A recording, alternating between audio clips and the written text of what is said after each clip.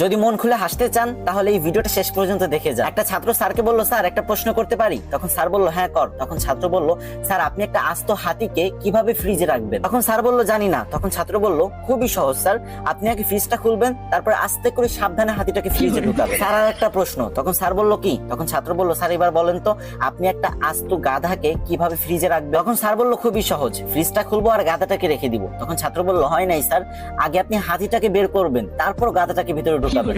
তখন স্যার বলল, আচ্ছা। তখন ছাত্র বলল, স্যার আর একটা প্রশ্ন, বনের সমস্ত পশু পাখি সিংহ মামার জন্মদিনের অনুষ্ঠানে অংশগ্রহণ করতে পারবে, কিন্তু একজন ছাড়া, সেটা কি? তখন স্যার একটু ভেবেচিন্তে বলল, মনে হয় বাঘ, কারণ সিংহ আর বাঘ একজন একজনকে দেখতে পারে না। তখন ছাত্র বলল, হয় নাই স্যার, গাধা, কারণ সে তো এখনো ফ্রিজের ভিতরে। তখন স্যার রেগে গিয়ে বলল, আমার সাথে মজা করিস তাই না? তখন ছাত্র বলল, না স্যার মজা করি না তো, আর একটা শেষ প্রশ্ন প্লিজ স্যার। তখন স্যার বলল, ওকে। তখন ছাত্র স্যারকে আবারও প্রশ্ন করলো, স্যার আপনাকে অসংখ্য একটা কুমির ভর্তি নদী পার হতে হবে, কিন্তু কিভাবে?